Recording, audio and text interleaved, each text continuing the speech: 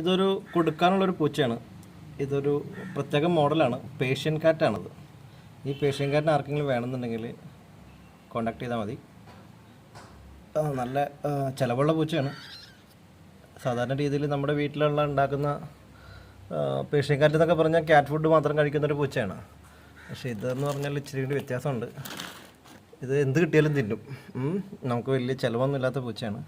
വളരെ നല്ല ഭംഗിയുള്ള പൂച്ചയും കൂടിയാണ്. അതാണ് ഏറ്റവും നല്ലൊരു പ്രത്യേകത ഈ പൂച്ചയ്ക്ക്. അപ്പോൾ ആർക്കെങ്കിലും വേണമെങ്കിൽ പറഞ്ഞാൽ മതി. വെറും 10,000 രൂപ ഉള്ളൂ.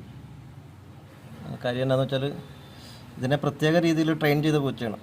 ഇത് മോരുകറിയിൽ ഇട്ട മുളക് വരെ തിന്നും. അതുകൊണ്ട് പിന്നെ കുഴപ്പമില്ല. മനസ്സിലായോ? സാധാരണ പേർഷ്യൻ കാറ്റൊക്കെ ഭയങ്കര എക്സ്പെൻസീവാണ്. ഇതങ്ങനെയല്ല. വളരെ നമ്മുടെ സാധാരണ വീടുകളിലൊക്കെ വളർത്താൻ പറ്റിയൊരു പൂച്ചയാണ്. മോരുകറിയൊക്കെ കൂട്ടും.